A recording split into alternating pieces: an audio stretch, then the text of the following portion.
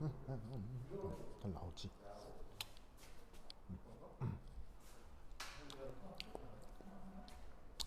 아이고 여러분 반가워요. 아, 우리 한 몇 년 만에 만난 것 같네요. 별일 없었어요? 자, 오늘 뭐 해볼 거냐면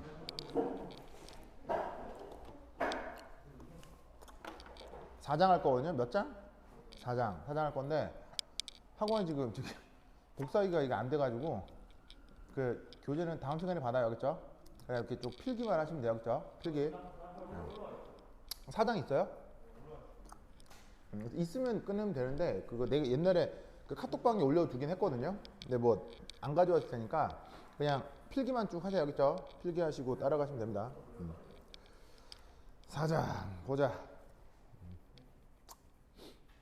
아유.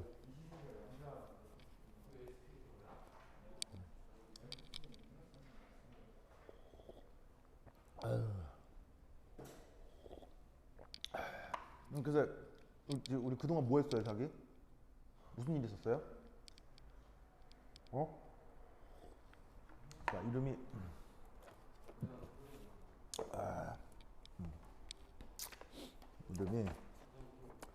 이름이 이름에다 불러봐야겠다. 어디 갔나? 네, 있다. 신우. 별일 없었어요? 그래. 좋아. 현우.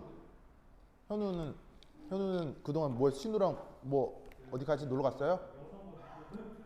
에? 아, 영상 봤다고요? 진짜로요? 영상이 너무 많았다고요? 진짜? 그 반밖에 안 준 건데? 아직 반밖에 안 준 건데 반 더 그보다 더 나가야 되는데? 1.5배속으로? 그럼 2배 줘도 되겠구나 그것보다 1.5배속으로 보니까 그래. 뭐, 자, 유찬이? 유찬이는 그 영상 봤어요? 에? 조금 봤어요? 신우는요? 에? 조금 봤어요? 안 봤다는 얘기군요? 그래 알겠습니다. 보셔야 돼요. 그리고 그 오늘부터 해가지고 강의 더 나갈 거예요. 알겠죠? 그 나간 거 2배 더 나갈 거거든요. 뭐 어차피 우리 수업 시간이 별로 안 되잖아요. 별로 안 되니까 뭐 그렇게도 해야지. 뭐 어떻게 뭐 힘내주세요. 알겠죠? 근데 윤영이는 안 와요?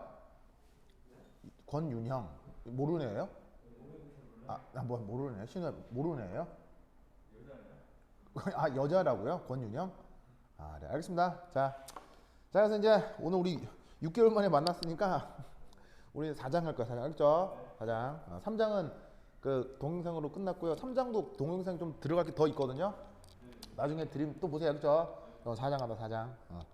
보자. 아유, 가자. 4장. 아유, 나와라.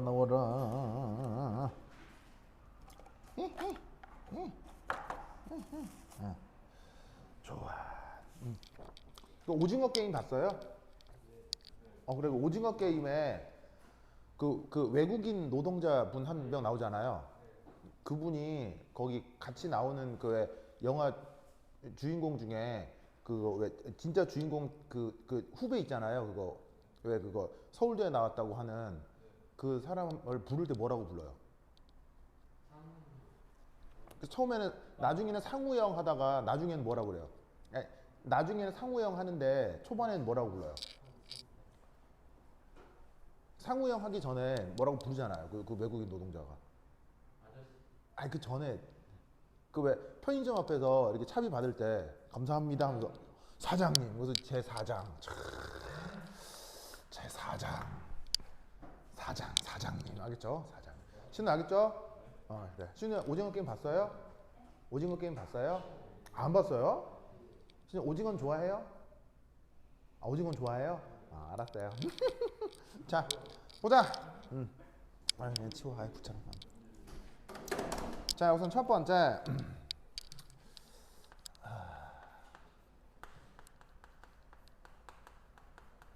파동과 빛. 자, 우선 첫 번째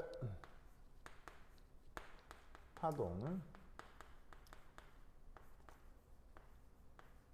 웨이브. 이것에 대한 얘기를 좀 해보도록 하겠습니다. 자, 파동이 뭐냐? 파동이 뭐냐고 묻는다면은 여러분 파동 뭐라고 해야 될까요? 파동이 뭐예요? 뭘 전달한다고? 자, 파동은 이제 뭐라고 생각해도 되냐면요, 바로 에너지예요. 이제 사실은 에너지에 대한 그 고전 역학적 그 뭐냐면 정의가 있긴 하거든요. 고전 역학적으로 에너지가 뭐다 이렇게 연력학적으로 정의하는 방법이 있는데, 그냥 그건 나중에 좀 해보도록 하고, 우리가 이제 평소에 아는 그 에너지라고 하는 거 있죠. 그걸 이제 파동이라 할 수 있어요. 근데 이제 에너지로 표현할 수도 있고, 다른 방식은 에너지의 전달 방법이라고 할 수도 있어요. 그러니까 두 가지 다로 번역할 수 있어요. 그래서 에너지가 그냥 웨이브다라고 해도 되고, 그 에너지가 전달되는 방법을 웨이브다라고 할 수 있는데, 재밌는 건 이 녀석은 우선 첫 번째 1 지우개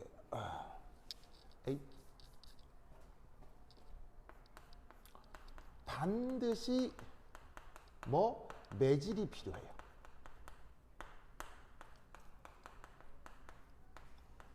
매질이 필요합니다. 신우야, 여기서 매질이 뭐예요? 매질? 예를 들면 이놈을 매우 쳐라 할 때 매질. 그래, 네, 그렇지. 현우야, 매우 쳐라 매질.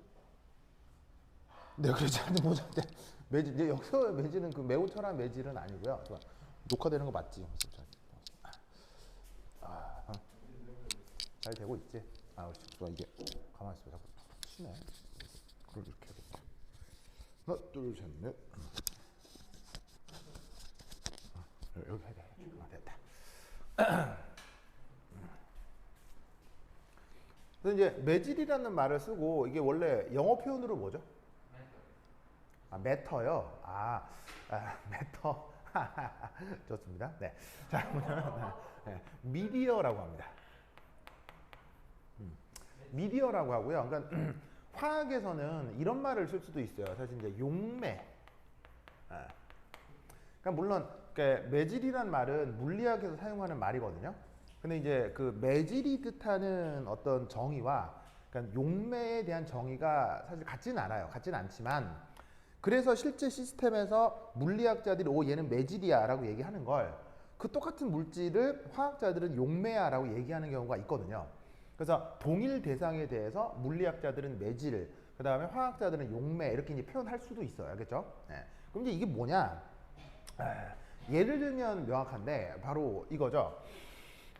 첫 번째 1, 자, 파도 전달에는 반드시 뭐가 필요해요?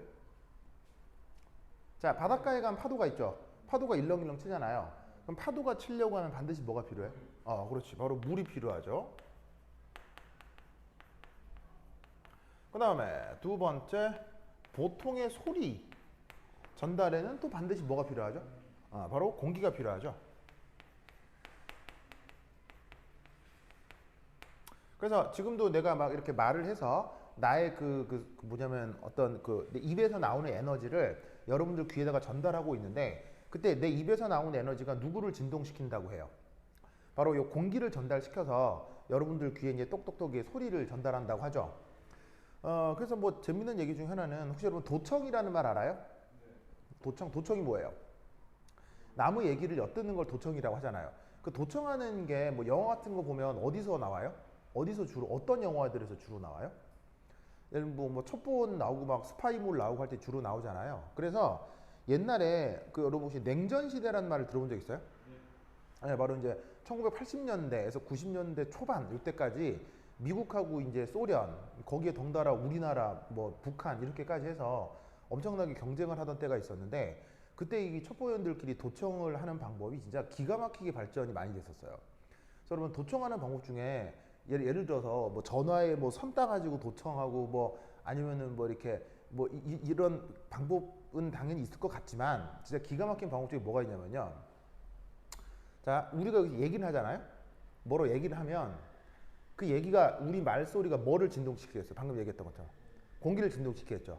그럼 공기를 진동시키면 이 공기가 누구를 또 진동시키겠어요? 바로 유리창을 진동시키는 거예요. 그럼 유리창이 약간 떨리겠죠. 우리 말소리 때문에. 그럼 저 밖에서 유리에다가 레이저 포인터 같은 걸 딱 대고 있는 거예요. 그럼 유리가 어떻게 되냐면 이게 이렇게 흔들릴 거 아니에요. 유리가 흔들리면서 레이저가 그 유리창에 딱 맞고 튕겨 나올 때 맞고 반사하는 파장이 유리가 흔들리니까 맞고 반사하는 파장이 유리가 이게 앞으로 진행될 때도 있고 뒤로 들어갈 때도 있고 왔다 갔다 할 거 아니에요. 이때 반사되는 빛의 파장이 도플러 이펙트 때문에 약간씩 달라진다고요. 그러면 그걸 역으로 측정을 해서 그 안쪽에서 무슨 소리가 나는지 역으로 환산할 수 있겠죠. 그런 방법도 있어요. 무슨 말인지 알겠죠? 네, 그러니까 사실은 냉전 시대 때 별 기가 막힌 방법들이 다 만들어졌는데 결국 관건은 뭐냐면 소리 전달에 반드시 뭐가 필요하다? 공기 같은 게 필요하다는 얘기죠. 그래서 이런 말 들어본 적 있을 것 같은데 우주 공간은 소리가 들린다 그래요? 안 들린다 그래요? 우주 공간 같은 경우는 완벽한 그 무음이라고 하죠. 소리가 전혀 들리지 않는다고 하죠. 그래서 이렇게 이 에너지 전달의 매개체가 필요한데 그런 걸 이제 우리가 뭐라고 한다? 이걸 이제 매질이라 한다. 영어 표현으로는 미디어. 알겠죠? 그죠? 자, 이들 두 번째 바로 지금 얘기하려고 하는 이 파동의 뭐 수리적 표현. 이걸 한번 생각해 보겠습니다. 자, 쉽게 얘기하면 예를 들어서 여러분들이 바다에 세종 여기는 바다가 없죠. 여기 이 구획 내는 바다가 없죠. 근데 이제 여기서 가까운 바다가 서해안인가? 그죠? 아유.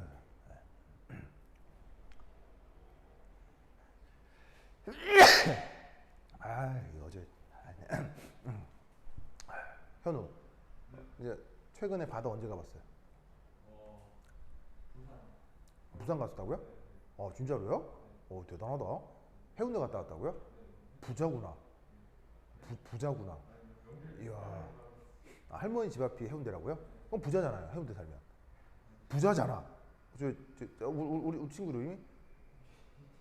희찬이? 자기 이름이 황희찬이라고요? 아닌데? 유찬이. 유찬. 이게 현우 부자예요? 부자 맞네. 친구도 부자. 그래. 현우 앞으로. 친구가 제니 엄마랑 친구. 그래요? 하여튼 현우야, 우리 친하게 지내요? 알겠죠? 저 어쨌건 바다 가면 파도가 넘실넘실 치죠. 그럼 그 파도가 넘실넘실 치면서 어떤 특징이 있어요? 파도의 특징? 실제로 이제 육안으로 봤을 때? 위아래로 움직이죠. 그렇죠. 파도가 넘실넘실 위아래로 움직이잖아요. 근데 위아래로 움직이기만 하나요? 어떻게 되죠? 움직이면서 어떻게 하죠? 네, 위아래로 움직이면서 얘가 움직여요. 알겠죠? 그래서 이게 위아래로 움직이면서 얘가 앞으로 막 진행을 한다고. 그래서 바닷가에 가서 파도를 보면 얘가 넘실넘실 하면서 나한테 막 와. 무슨 말이야? 넘실넘실 하면서 나한테 온다고. 근데 이게 넘실넘실 하면서 나한테 온다고 생각을 했는데 이거 갑자기 내가 눈을 한번 꾹뻑 딱 뜨면 이게 왠지 나한테 오던 게 나한테 멀어지는 것처럼 보이기도 해요. 무슨 말인지 알겠어요? 왜냐하면 움직임이 그러니까 어느 짧은 시간 동안에는 꽤 규칙적으로 볼 수 있잖아요. 규칙적이라고. 그러니까 이게 규칙적으로 상하 운동을 하고 진행을 하기 때문에 이게 규칙적으로 움직이다 보니 내가 바라보는 그 시점에 따라서 얘가 나한테 오는 것 같기도 하고 나한테 멀어지는 것 같기도 하고 막 그래요. 파도를 보면 무슨 말인지 알겠죠? 네. 그래서 그 파도가 그렇게 넘실넘실하면서 앞뒤로는 움직이는 그런 상황에 대해 뭔가 이제 기하학적이거나 수리적으로 이제 수학자들이 이제 표현하기 시작한 거지. 그래서 이제 몇 가지를 한번 뭐 살펴보면 그래서 이제 이런 것들을 물리학에서는 파동력학이라고 하는데 지금 뭐 거창하게 파동력학까지 할 건 없고 여기서 이제 몇 가지 사실만 얘기를 하겠습니다. 화학에서 필요한 것만. 자, 그래서 이제 이렇게 파도가 이게 진행을 한다고 칩시다.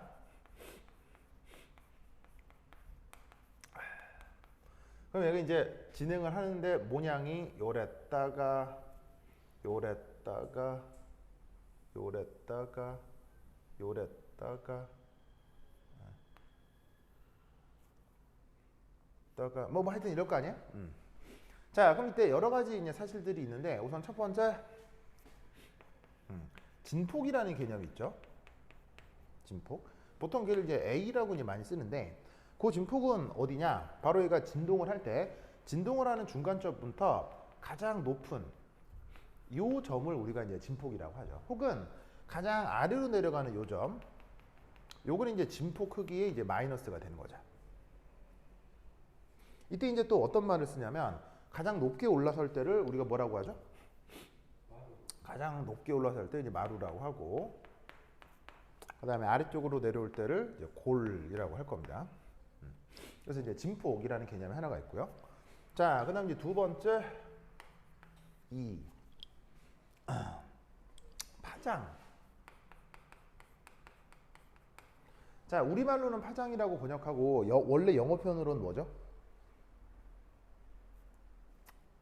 파장이라 하고 원래 영어 표현으로는 뭐예요? 자, 앞으로 많이 나올 테니까 기억해 두세요. 웨이브랭스라고 합니다. 그래서 이제 우리말로는 파장으로 번역하고 원래 표현은 웨이브랭스.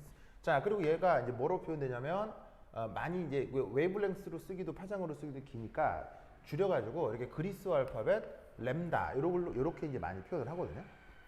자, 그럼 얘는 이제 뭐로 생각을 하셔도 되냐면 바로 어떤 마루와 인접한 마루 사이의 거리죠. 그러면 여기가 마루면 그 다음 마루는 어디예요? 여기죠, 여기. 그러면 뭐 웨이브랭스라고 하는 게 어디서부터 어디? 바로 여기서부터 예를 들면 여기 사이를 얘가 웨이브랭스라고 한다. 이렇게 생각하면 되겠네요. 알겠죠? 자, 그 다음 세 번째 주기라는 표현이 있습니다. 자, 주기의 영어 표현은? 아니, 그러니까 영어 단어로 뭐라고 하냐고. 타임. 그래, 타임. 자, 뭐라고 하냐면 period라고 합니다. period. 그래서 쓸 때는 영어 알파벳 대문자 T로 씁니다. 얘는 뭐냐? 바로 요 파동이 램다의 거리만큼 움직일 때 걸리는 시간. 여기 바로 이제 주기가 되겠죠. 자, 아까도 얘기했듯이 웨이브는 그 자리에 가만히 있는 게 아니고 얘가 이 상태로 이렇게 상하 운동을 하면서 동시에 이렇게 진행을 하게 되어 있거든요. 그래서 이 웨이브랭스에 해당하는 거리가 그 다음 또 어떻게 돼요? 그 다음 거리로 얘가 이 점이 나중에 요 점으로 이동을 하는 거라고요. 그러면 요 점은 요 점으로 이동하고, 아시겠죠? 그런 식으로 얘가 이제 일정 시간 후에 얘는 이렇게 운행이 되고 얘는 일정 시간 후에 이렇게 위치가 바뀌는 거예요. 그럼 이렇게 움직일 때 걸린 시간이 있을 텐데 그걸 뭐라고 한다? 주기라고 하죠. 자, 그럼 이때 여기서 네 번째 이제 또 중요한 게 바로 진동수라는 개념이 있습니다. 자, 진동수는 영어로 뭐라고 쓰죠? 이거 어떻게 알았어요? 유찬이? 좋습니다. 상식. 좋아, 그러면 저 누구냐? 유찬 대단했어요. 박수. 박수. 현우이 박수 안 쳐요? 지금 무시하는 거죠, 지금? 진짜 이상한 사람. 뭐야. 자, 보자. 그러면 여기엔 진동수, 영어 표현으로는 frequency라고 하거든요. 그래서 이제 그 기호로 줄였을 때는 보통 뭐하고 뭐로 쓰죠? 네, 바로 이제 뭐냐면 F로 줄여 쓰기도 해요. 그러니까 책마다는 다른데 frequency여서 F로 줄여 쓰기도 하는데 또 많은 책들은 이런 기호를 많이 쓰기도 하거든요. 그래서 사실은 나도 요걸 따를 거예요. 왜냐면 대부분의 화학책들은 그 표현들도 많이 써서 요걸 쓸 건데 이게 이제 그 뭐라고 읽냐면 읽을 때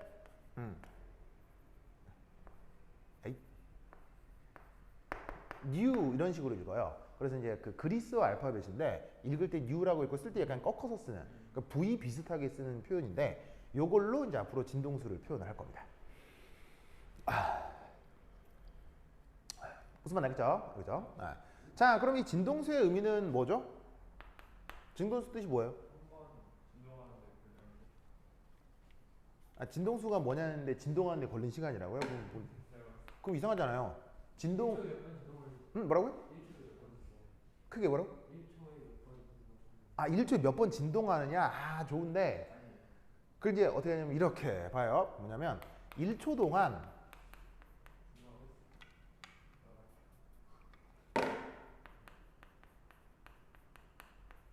어떤 지점을 빠져나가는 저기에 있는 파장의 개수를 뜻해요. 요걸 진동수라고 해요. 자, 무슨 말이냐면 내가 그러니까 이 파동이라고 하는 게 이렇게 생긴 게 계속 움직여 나간다고 했잖아요. 그럼 내가 이제 눈을 여기다 갖다 대고 있는 거예요. 그러니까 다른 건 안 보고 눈을 여기만 딱 째려보고 있는 거지. 그럼 이 관찰 시점에 대해서 여기에 요 파형이 계속 지나갈 거 아니에요. 얘가 지나가면서 뒤에 있는 게 올 거고 지나가면 올 거고 할 거 아니야. 그럼 이때 내가 얘를 째려보는 1초 동안 이 웨이브가 몇 번 빠져나갔느냐의 횟수가 바로 이 진동수예요. 아시겠죠? 그러면 얘를 물리적으로 혹은 수리적으로 생각을 하면 여기에 있는 진동수는 사실 어떻게 정의된다? 위에서 얘기한 주기의 역수로 표현이 돼요. 수리적으로는. 아시겠죠? 이렇게 기억을 해두시면 됩니다. 자, 그럼 이제 주기 같은 경우는 물리학적인 단위가 어떻게 되겠어요? 단위가 초가 되겠죠? 그러면 여기에 있는 이 녀석은 그렇다면 이제 진동수의 단위는 뭐가 되겠어요? 그렇다면 바로 이제 초니까 초의 역수니까 초의 마이너스 1승 이렇게 표현해도 되고 또 다른 표기는 뭐가 있죠? 헐츠라는 표기가 있는데 사실 잘 안 써요. 그렇죠? 이렇게 써도 되고 이렇게 써도 되는데 뭐 사실 수직 전개할 때 헐츠라는 표현은 자주 쓰지는 않습니다. 뭐 하여튼 뭐 이렇게 기억을 해두시면 되겠네요. 그래서 웨이브라고 하는 녀석에 저런 이제 수리적 표현이 있다라는 거 기억을 해두시고 그 다음 이제 마지막으로 5번째. 요거 말고 이제 고전 파동력학 배우면 실제로 막 수식으로 막 하는데 화학에서는 그렇게까지는 할 건 없고 이런 정도의 용어 정도만 알아두시면 돼요. 자, 마지막으로 이 파동의 진행 속력. 자, 속력이니까 V 이렇게 쓰지 뭐.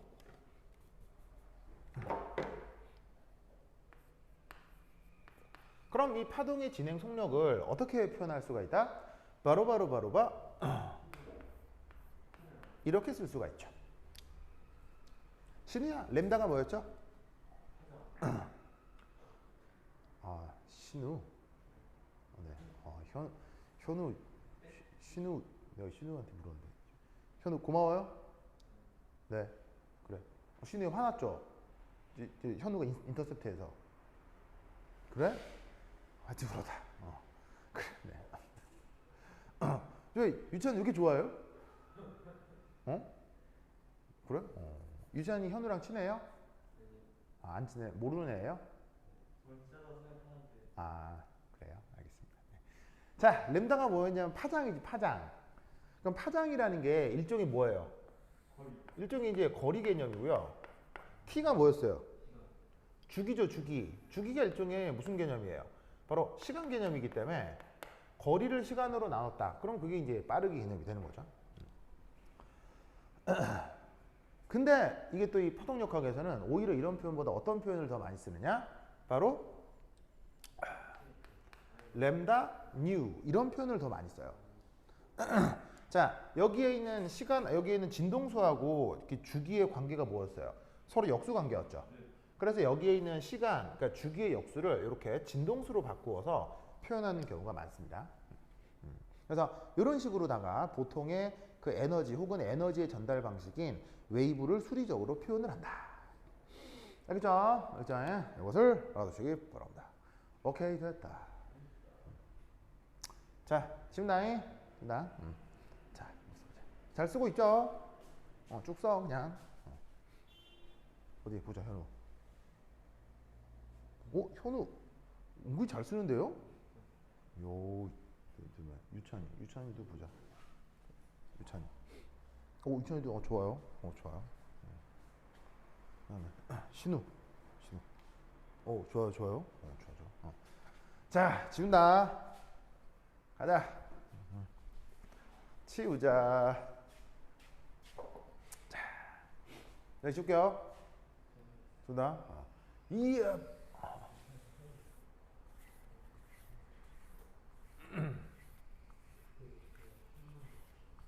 아이고.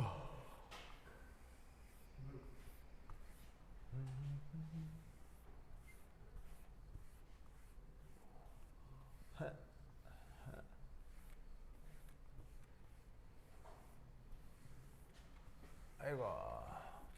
어휴.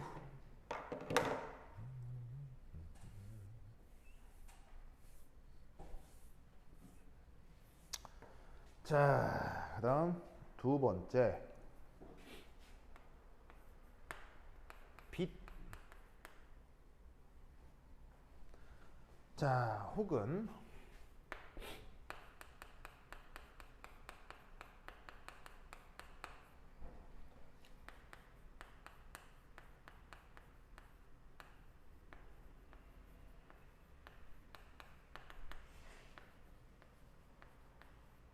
짜잔. 왜요? 현우 왜? 왜?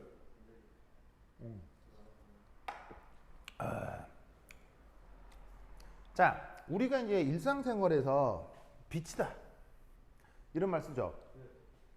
You are my sunshine 뭐 이런 말 쓰잖아요. 그렇죠?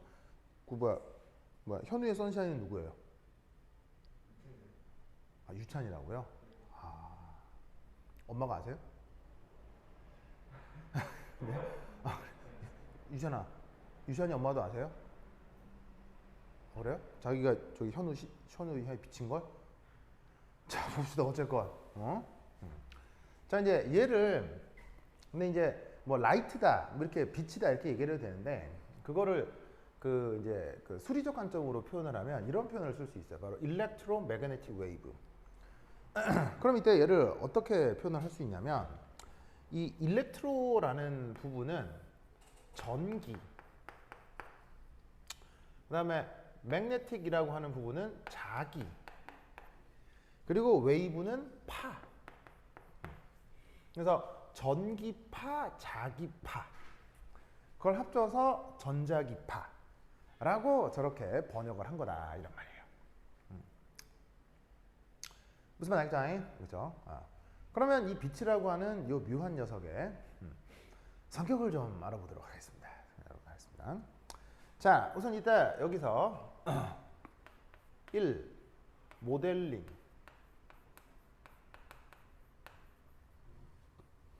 자, 빛이라고 하는 걸 수리적으로 이제 어떻게 모델링을 하겠느냐인데 이게 이제 만약에 여기 이제 예를 들어서 이렇게 짠 해가지고 띵띵띵띵띵띵 해서 이제 광원이 있다고 칩시다. 광원이란 말 알죠? 그럼 여기에서 이 빛이 어느 방향으로 이렇게 이제 진행을 할 거란 말이에요.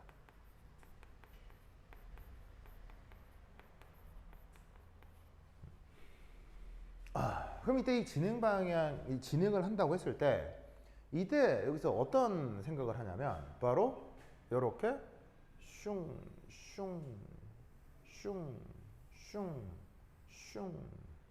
이런 식의 표현을 써요. 현우야? 이게 뭘까요? 이게 슝 이게 뭘까요?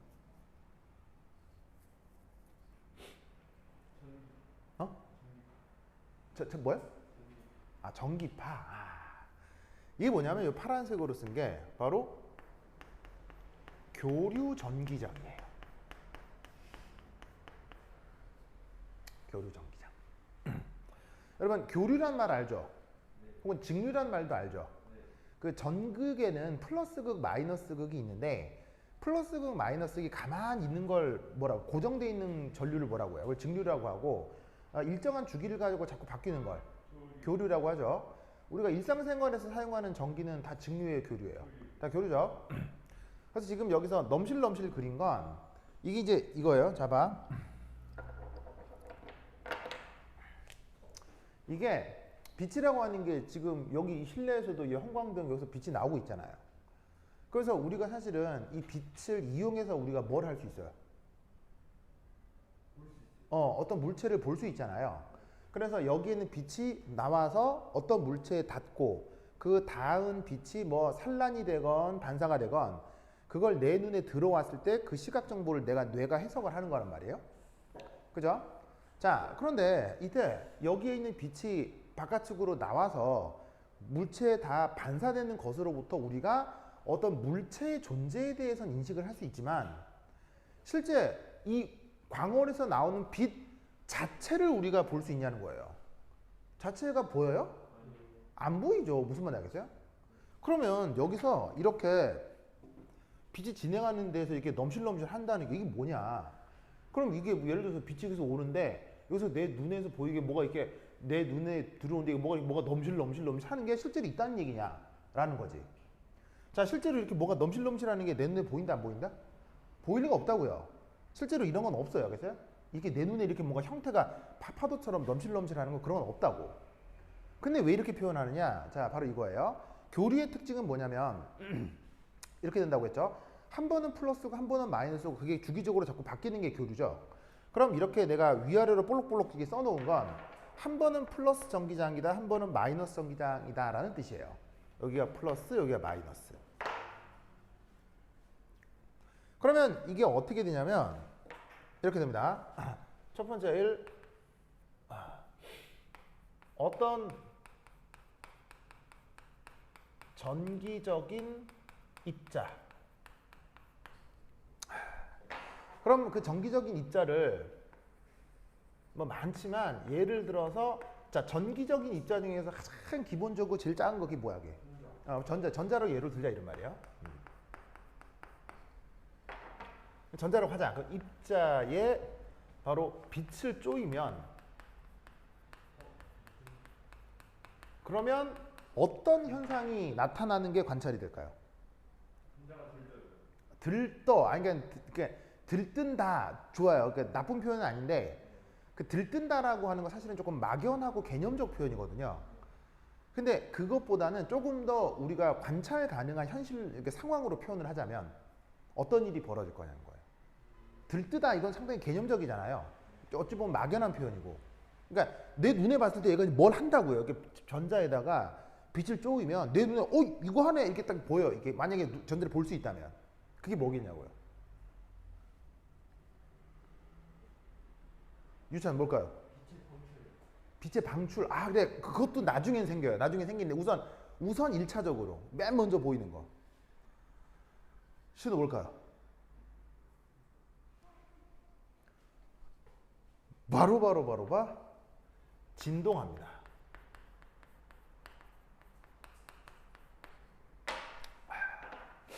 진동. 자, 진동이라는 거 무슨 말인지 알겠어요? 진동이 뭐예요? 이게 부르르르 떤다는 얘기예요. 그래서 핵 주변에 이렇게 전자가 있으면 이 전자가 핵에 매여 있긴 하겠지만 핵에 전자가 매여 있는 거 외에 갑자기 빛을 쪼이면 이놈의 전자가 막 진동하기 시작한다고 이렇게. 무슨 말 알겠죠? 알겠어요? 그 진동을 하는 것이 이게 실제로 관찰이 된단 말이에요. 이런 현상이 알겠어요? 그것을 설명하기 위해 교류 전기장이 있다라고 얘기를 하는 거예요. 무슨 말 알겠어요? 진동하는 거예요. 그러니까 그래서 빛에는 이런 식의 교류 전기장이 나타나야 한다 이런 말이에요. 그러면 네. 직류 전기장이 나타나면 어떻게 돼요? 다시요 뭐라고요? 직류 전기장이 나타나면 그럼 만약에 어떻게 되겠어요? 전기적으로 위로 올라가는 거예요. 자 만약에 자 빛의 직류 전기장만 있다면 어떤 일이 벌어지게? 자 우선 자 교류 전기장에 대한 얘기를 우선 해볼게요. 그러면 잘 봐. 그럼 이게 플러스 마이너스로 자꾸 전극이 바뀌는 전기장이 빛에 들어있다고 가정을 하잖아요. 그럼 그게 뭐냐면 예를 들어서 여기 이제 전자가 이렇게 이 진행방향에 전자가 있다고 쳐보자 이런 말이에요. 그럼 전자가 있는데 처음에 마이너스 전극의 교류 전기장이 먼저 전자에 전달했다고 치자. 그럼 마이너스하고 마이너스는 무슨 상황이 벌어져야 돼? 청력이 나타나야 되죠. 그래서 이놈의 전자가 뒤로 약간 밀리는 거예요. 그래서 뒤로 밀리다가 그냥 밀리는 줄 알았는데 갑자기 그 다음 플러스 웨이브가 도착하는 거예요. 그럼 플러스하고 마이너스는 어떻게 돼요? 인력이 생기겠죠. 뒤로 밀리다가 다시 끌리는 거예요. 그럼 끌리려 하는데 또 다시 마이너스가 도착하는 거예요. 뒤로 밀리는 거예요. 그러면 잘 봐.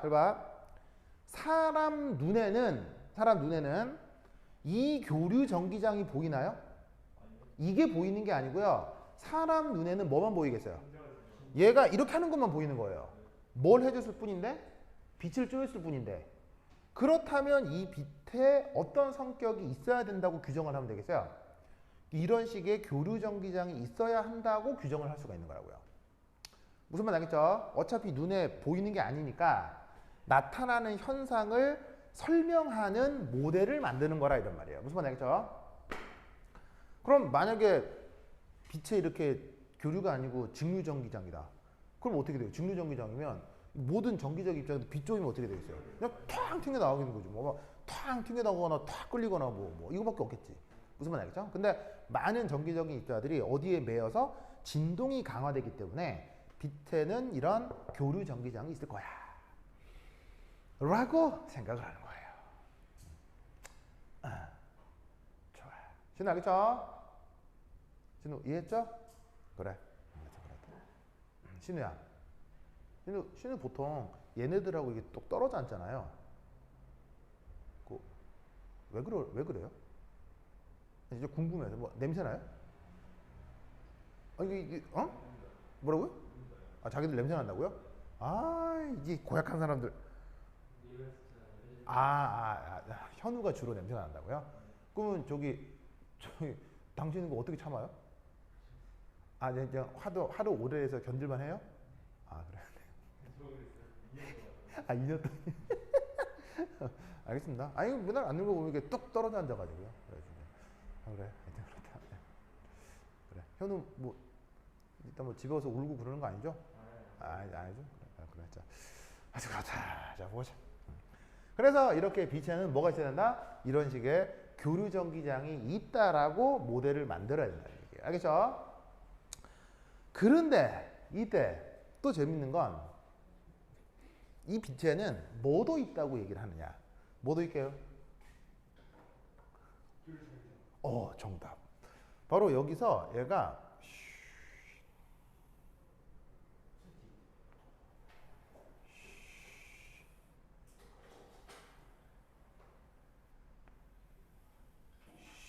이런 식으로 보이세요?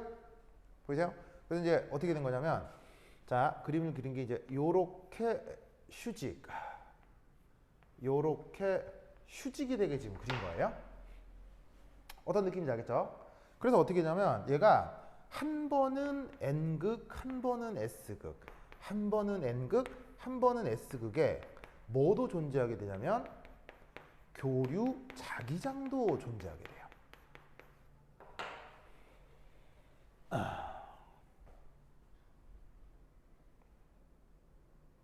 그래서 이 또한 어떤 관찰 사실 때문이냐면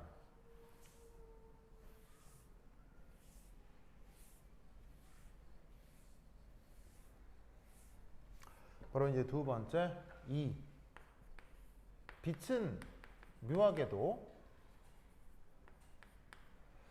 자기적인 입자의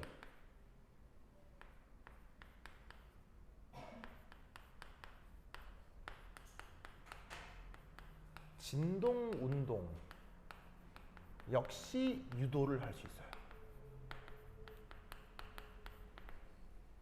그럼 사실은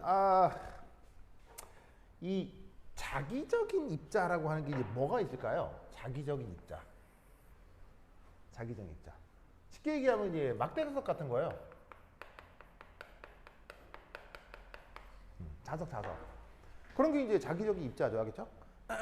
근데 그 막대 자석 같이 사람 눈에 보일 정도의 이제 거대한 막대 자석이 있는데, 걷다가 그 뭐냐면은 이제 빛을 상당히 강력하게 쪼이면 이 막대 자석도 거기서 움직임이 왔다 갔다 이렇게 진동을 할 수도 있다 뭐 이런 건데, 근데 이제 실제로 이 자기적인 입자에 대한 그 물리학적인 표현은 나중에 배우게 될 거예요. 어떤 표현이냐면 이게 자기 쌍극자 모멘트라는 개념이 있어요.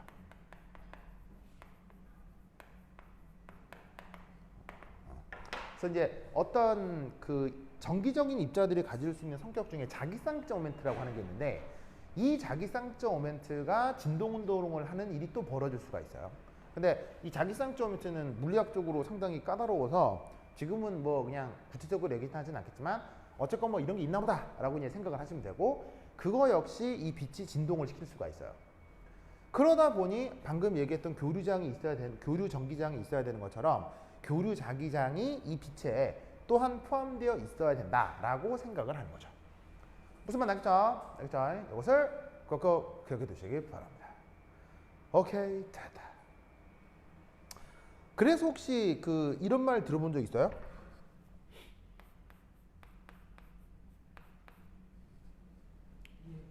네, 이런 말 들어본 적 있어요? 네? 에너지 마운. 일렉트론 필드 뭐? 필드 필드는 F겠죠. 필드. 그래서 자, EMP가 뭐예요? EMP가 뭐냐면 일렉트로 매그네틱 펄스. 일렉트로 매그네틱 펄스를 이렇게 줄여서 EMP라고 하거든요. 그래서 조금 단어 하나를 더 붙이면 EMP 범이라는 말을 써요. 그래서 이 우리말로는 EMP 탄 뭐 이렇게 번역하거든요. 이런 말 들어본 적 없어요? 네. 없어요? 네. 자, 잘 봐요. 그러면 빛이 이렇게 진행을 해서 어떤 정기적인 입자가 됐건 어떤 입자의 전기쌍극자 모멘트가 됐건 걔네들을 다 뭐 한다고요? 진동시킨다고 했죠. 그러면 어떤 입자나 물체의 진동이 일어나면 그게 뭐로 연결될 수 있죠? 아, 파도요. 아, 전자가 파도가 돼서 이렇게 몰려온다는 얘기예요. 전자파도 이렇게? 아, 파동. 그럼 이제 어떤 물질에 빛을 쏘면 전자가 막 파도가 돼가지고 막 오면 거기서 막 서핑도 하고 막 피 뭐? 뛰쳐나간다고요? 아, 뭐 아주 과도하면 그럴 수도 있죠. 자, 진동하면 뭐가 생기냐고요? 보통 일반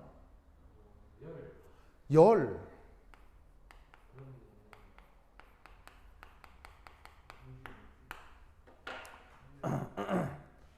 예를 들면은 뭐 저렇게 현우 때밀어 본 적 있죠? 네. 좀 됐어요. 그래. 때미는 것도 일종의 뭐예요? 이게 진동운동이잖아요. 그죠? 예, 진동운동에서 이게 겉에 이제 표피를 이거 벗겨내는 건데, 이게 때 살살살 하면 이게 피부가 약간 따끈해지잖아요. 이게 마찰을 통해서, 진동을 통해서 열 운동이 나타날 수 있단 말이에요. 마찰을 통해서. 알겠죠? 그러면 이게 뭐를 일으킬 수가 있냐면, 자, EMP라고 하는 어떤 전자기기, 일종의 얘는 이제 전자기기인데, 이 전자기기를 딱 세팅을 한 다음에 이걸 딱 스위치 온을 하는 거예요. 그럼 여기에서 뭐가 나가냐면 엄청나게 강력한 빛이 나가는 거예요. 근데 사람 눈에는 보이지 않는 가시광선을 넘어선 영역의 빛이 방출이 되거든요. 그럼 이 빛이 어디에 도달하겠어요? 주변에 많은 정기적인 입자에 도달하게 되겠죠. 그럼 많은 정기적인 입자들이 보통 어디에 많아요? 정기적인 입자가 가장 많은 물질 체계를 뭐라고 해요? 정기적인 입자가 가장 많이 들어있는 물질 체계. 그걸 바로 금속이라고 하죠. 금속. 아니, 금속이 전기도 잘 통하고 자석도 잘 되잖아요. 무슨 말 알겠어요? 즉, 금속에 여기에 있는 이 전자기기에서 방출되는 이 빛이 도달하게 되면 어떻게 되겠어요? 그 금속 안에 있는 전자들이 있죠. 전자들이 이 빛을 받아서 진동 운동을 할 거고 그 금속 주변이 어떻게 되겠어요? 뜨거워져서 결론적으로는 타버려요. 타버려요. 그럼 이게 무슨 말이냐면 저 전자기기 옆에 자 금속으로 돼 있는 거 우리 주변에 많아요, 적어요? 맞아요. 천지백깔이죠. 대표적으로 전화기. 전화기 안에 회로가 다 타버린다는 얘기예요. 그럼 전화기 갑자기 어떻게 되겠어요? 뻥 꺼지겠죠.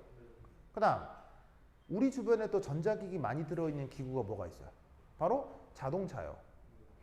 요즘 자동차 중에 아싸리 전기자동차라는 것도 있잖아요.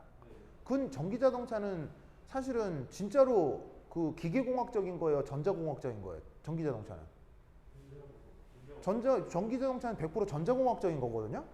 그러면 그 전기자동차는 얼마나 많은 금속 회로가 있겠어요? 그럼 어떻게 되겠어요? 저 EMP 매그네틱 웨이브를 받으면 그 안에 있는 회로가 다 타버리는 거예요. 그리고 사실 여전히 휘발유로 가동되는 차도 그 안에 뭐가 있죠? 요즘 차도 그냥 그 안에 CPU가 있고 그 다음에 컴퓨터가 들어가 있는 거 알죠? 자동차 이게 뭐 제어할 때 지금 컴퓨터나 PC가 많이 그 컴퓨터 안에 들어가 있거든요. 그럼 걔네들이 어떻게 돼서 EMP 찬이 터지면 그 안에 있는 모든 것이 스탑하는 거예요. 그리고 또 누구도 스탑하겠어요? 발전소. 발전소가 전기에너지를 만드는 공간이잖아요. 그 전기에너지가 만들어지는 발전소의 모든 회로를 차단시키는 거예요. 그러면 이 EMP가 터지면 어떻게 되겠어요? 얘가 터지는 반경 1, 2km 안에 있는 모든 전기기구는 없어지는 거예요. 즉 순식간에 뭐가 된다? 그 지역은 구석기 시대가 돼요. 그러니까 이렇게 되는 거예요. 갑자기 자동차가 진행하다가 서버리는 거예요. 갑자기 휴대전화는 다 먹통이 되는 거예요. 무슨 말 알겠죠? 그러면 이 EMP를 언제 쓰면 확실하겠어요? 바로 전쟁 시에 이걸 쓰는 거예요. 그럼 전쟁 딱 시작하기 전에 갑자기 자 그러면 여기서 나오는 빛은 보통 가시광선이 아니기 때문에 사람 눈에 보이겠어요, 안 보이겠어요? 사람 눈에는 전혀 보이지도 않고 그리고 보통 이런 빛들은 생명체하고는 별로 관계가 없어요. 그러면 사람에게 직접 영향을 주는 게 아니라 갑자기 야 전쟁한다더라 하는데 갑자기 TV 꺼지고 전화 꺼지고 전화도 안 되고 가던 탱크 쓰고 날아가던 비행기 떨어지고 막 이렇게 되는 거예요. 비행기 같은 것도 어떻게 되겠어요? 날아가다가 그냥 슝 떨어지는 거예요, 그냥. 순식간에 거기엔 통신도 안 되고 막 예를 들면은 통신이 안 되니까 이게 왜 수돗물에 물도 나오겠어요, 안 나오겠어요? 수돗물에 물도 안 나와요. 왜 안 나오죠? 수돗물에 물 어떻게 나와요? 여러분 여기 틀면 물이 그냥 나오는 줄 알아요? 물이 어떻게 무슨 원리로 나와요? 전기로 끌어가지고. 예, 전기 모터로 물을 옥상으로 끌어올려서 옥상에서 내리니까 수도꼭지를 틀면 물이 나오는 거예요. 근데 그 EMP가 터지면 전기 모터도 다 박살날 거 아니에요. 그러면 거기에 있는 수도꼭지 열면 물도 안 나올 수 있다고요. 즉 인간의 모든 문명이 순식간에 정지해 버리는 거예요. 그리고 불도 다 꺼지겠죠. 만약에 7시, 8시인데 EMP탄 터지면 이거 불도 다 꺼지는 거예요. 그런 상태에서 적이 쳐들어온다. 그럼 어떻게 해야 돼요? 어떻게 해야 돼요? 그냥 항복해야죠. 알겠어요? 살려주세요 해야지 뭐. 무슨 말 알겠죠? 알겠죠? 그래서 지금 이 EMP를 이제 운용하고 있는 나라가 어느 나라죠? 네, EMP를 실전 운용하고 있는 유일한 나라가 그게 바로 미국이죠. 그리고 이 EMP를 우리나라가 개발 중입니다. 네. 왜 우리나라가 이걸 개발하려고 할까요? 바로 핵을 가지지 못하니까요. 그러면 이 EMP 같은 경우는 핵미사일 만드는 것보다 핵폭탄 만드는 것보다 쉬울까요? 어려울까요? 어려워요. 1000만 배 어려워요. 알겠죠? 핵폭탄은 쉽게 만들 수 있어요. 되게 만들기가 쉽거든요. 되게 쉬워요. 그런데 지금 우리나라는 핵을 정치적인 이유로 가지지 못하기 때문에 그래서 그걸 대안할 무기로 EMP를 지금 연구 개발 중이라는 얘기가 흘러나오고 있어요. 알겠죠? 그래서 미군 다음으로 아마 실전 배치를 가장 먼저 하게 될 나라가 아마 우리나라가 되지 않을까 싶네요. 알겠죠? 근데 이제 이 모든 것의 원리가 사실은 다 어디에 들어있다? 이런 기본적인 원리에 들어있다는 얘기예요. 알겠죠? 알겠죠? 유찬 알겠죠? 자, 됐다. 그 다음.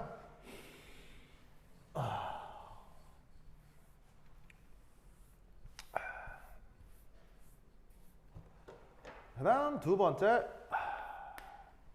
이 빛의 또 하나의 중요한 특징 뭘까요? 빛 혹은 일렉트로매그네틱 웨이브라고 하는 녀석의 또 하나 중요한 특징이 뭘까요? 빛의 세기. 아, 색이요? 뭐가 있을까요? 신호에 뭘까요?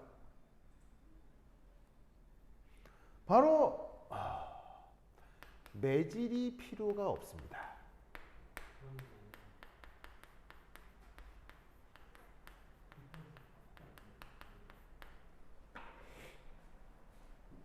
자, 아까도 얘기했죠. 소리가 전달되려면 무슨 매질이 필요하고요? 공기가 필요하고요. 파도가 전달되려면 물이 필요하다고 했죠.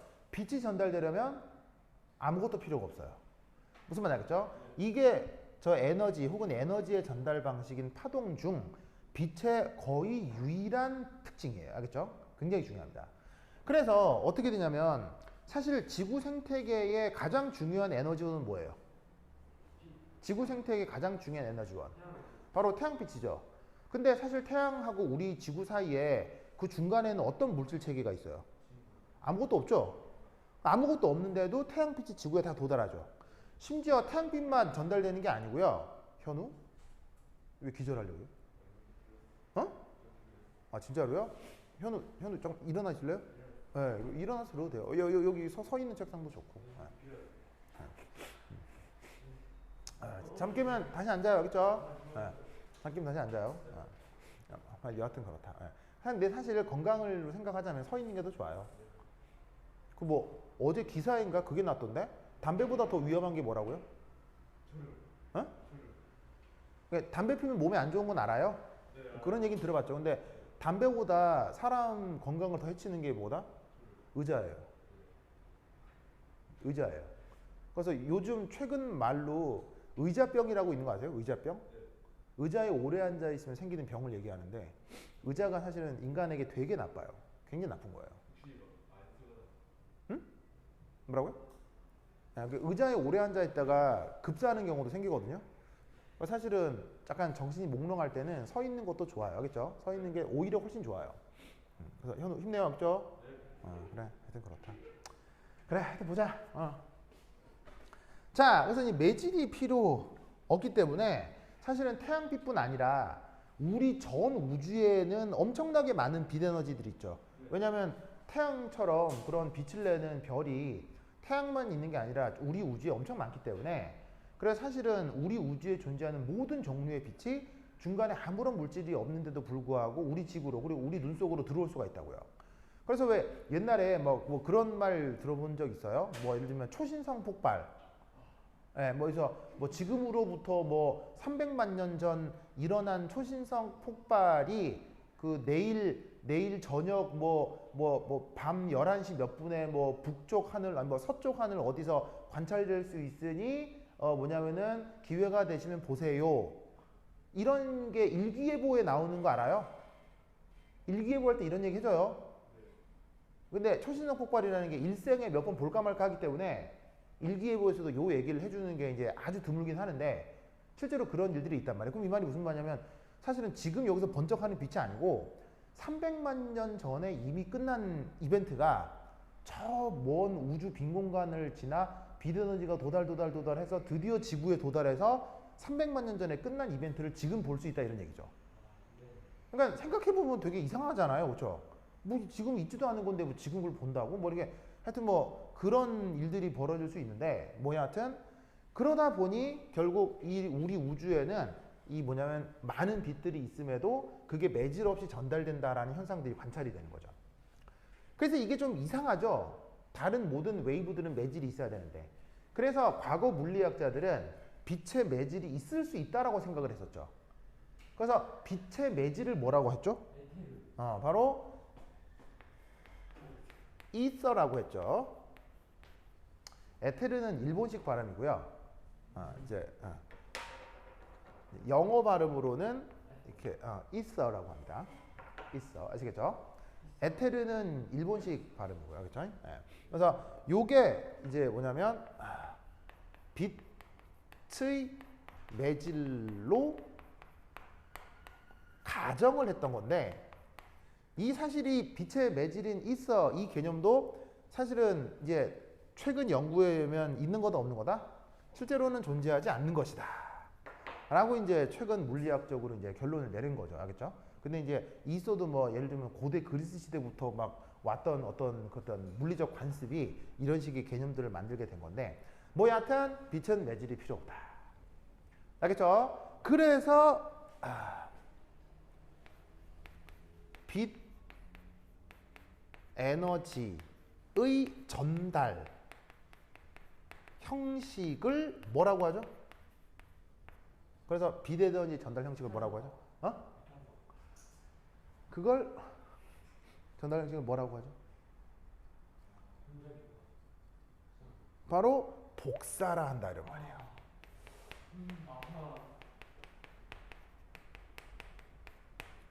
복사란 말의 뜻이 뭐라고요? 매질 없이 에너지가 전달되는 상황을 복사라고 한다. 현우 알겠죠? 현우 졸리죠? 이제 안 졸려요? 자, 저기 누구냐? 저기 유찬 복사 영어로. 카피 말고요. 복사 영어로.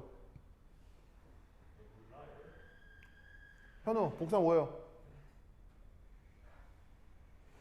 현우. 어? 아 그래요? 뭐예요? 바로 radiation이라고 합니다.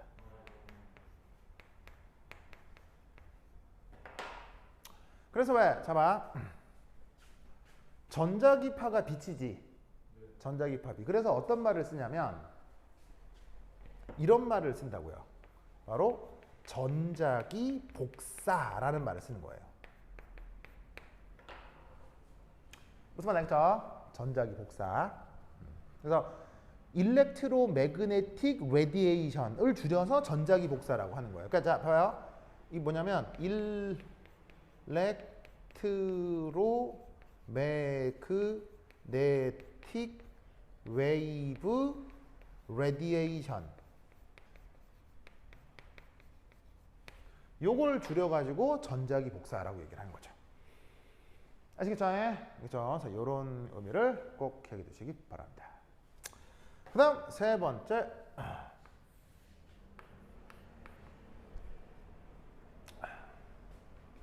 빛의 이동 속도, 속력. 그 값이 이게 대략 3 곱하기 10의 8승 미터 퍼 세크로 이제 계산이 되어 있죠. 얘를 이제 보통 뭐라고 많이 쓰냐면 C 이렇게 많이 쓰는데 자 어쨌거나 속력이니까 뭐를 뭐로 나눈 거겠어요? 네, 속력이니까 어쨌거나 아까 얘기했던 것처럼 램다를 T로 나눈 거예요. 그럼 램다는 뭐고 T는 뭐였죠? 바로 램다는 그 빛의 파장이었고요. 여기에 있는 T는 주기였죠? 근데 이 주기를 또 어떻게 쓸 수 있다고 했어요? 이렇게 진동수로 표현할 수 있다고 했죠? 아시겠죠? 이때 앞으로 어떤 표현이 아주 중요하게 많이 나오냐면 C는 아니 앞으로 이제 어떤 표현이 많이 나오냐면 이 표현에서 바로 New는 램다분의 C 보이세요? 자 C가 램다 New니까 New를 이게 나눠서 New는 램다분의 C 이렇게 표현할 수 있겠죠? 이 표현이 앞으로 억수로 많이 나올 거예요. 외워야 돼. 알겠죠? 외워. 알겠죠?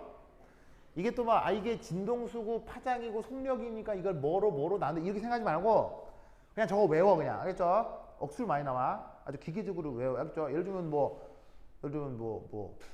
유찬 5, 6 외우잖아요. 그럼 5, 6, 30 할 때 그럼 5를 6번 더 해야지 이렇게 생각하나요? 아니면 그냥 5, 6, 30이지. 무슨 말 알겠죠? 그러니까 이것도 그렇게 외우라고. 알겠죠? 그렇지. 좋아. 그 다음 또 하나 중요한 것, 이 빛의 속력은 또 하나 중요한 성격이 또 뭐가 있어요? 바로 얘는 예? 스넬이요? 자, 얘 또 중요한 특징은 바로 항상 뭐 하죠? 항상 일정. 항상 일정하죠. 불변. 근데 조건이 있어요. 어디서? 진공. 인더 진공. 이 빛도 매질을 통과하면 속력이 달라질 수 있습니다. 그렇죠? 예. 그게 이제 또 그 물질의 빛의 상호작용 때문에 매질 속에 어떤 물질 체계 속에 빛이 이동하면 빛의 속력이 좀 달라지긴 합니다만 진공 속에서는 항상 저 빛의 속력이 일정하다. 알겠죠? 이게 이제 또 무슨 원리 때문에 그래요? 이게 이제 바로 그 유명한 바로 이제 특수상대성 이론이죠. 물론 내가 물리학자는 아니어서 나중에 이제 물리 시간에 조금 더 자세히 배우도록 하시고요. 근데 이 빛의 속력이 항상 일정하다는 건 특수상대성 이론 이전에도 있었죠. 누가 밝혀냈었어요? 특수상대성 이론 이전에. 아니 그게 막 던지지 말고. 뉴턴이 빛의 속력하고 뭔 관계? 갈릴레오는 이제 측정해 보려고 시도를 했다가 포기했고, 바로 패러데이죠. 패러데이라는 물리학 화학자 알아요? 네, 그 화학자입니다. 네. 그 패러데이하고 그 맥스웰이라는 물리학자가 있거든요. 네, 그래서 그 패러데이라는 사람은 뭐 나중에 얘기할 기회가 있을런가 모르겠는데 그 학력이 뭐죠? 패러데이라는 화학자의 학력은 무학입니다. 예, 초등학교도 나온 적이 없어요. 그래서 이 학력이 없습니다. 그런데도 대학 교수가 됐고 수없이 많은 박사를 길러냈거든요. 근데 그 패러데이가 평생을 정말로 성실하게 공부하고 실험하고 그래서 그 사람은 이론적 연구를 한 건 하지 않았어요. 왜냐하면 자기가 이제 그 공부를 많이 못했고 수학적으로 한계가 있다는 걸 알아서 이론적 연구보다는 실험적인 탐구를 엄청나게 많이 했었어요. 그래서 그 실험적 탐구를 엄청나게 하다가 나이가 70살인가 80살인가 됐을 때 자기의 실험적인 모든 데이터들을 고려해 봤을 때 빛의 속력이 일정하다라고 해야 그간 해왔던 실험 데이터들이 말이 되는 거예요. 그래서 이거를 진짜 그런가 하고 고민을 하다가 근데 이건 이제 수학적으로 증명해 주면 좋잖아요. 근데 자기는 그럴 능력이 없었던 거야. 그러다가 이제 패러데이 말년에 맥스웰이라는 천재를 만난 거죠. 그래서 그 맥스웰한테 이 얘기를 한 거예요. 이 내가 평생 실험을 해봤더니 데이터들이 이런데 빛의 속력이 일정한 것 같아 라고 얘기를 했더니 맥스웰이 잠깐만요. 일정한데요? 이렇게 된 거야. 무슨 말인지 알겠어요? 그래서 사실은 빛의 속력이 일정하다는 그 맥스웰 방정식으로부터 유도가 되긴 해요. 알겠죠? 뭐 하여튼 그렇다. 근데 이제 뭐 그거는 나중에 물리 시간에 구체적으로 배우도록 하시고 빛의 성격을 표현할 때 이 표현 그리고 뭐 외우라고 했지? 뉴는 램다분의 C 중에 꼭 기억해야 돼. 알겠죠? 꼭 기억해 두시기 바랍니다.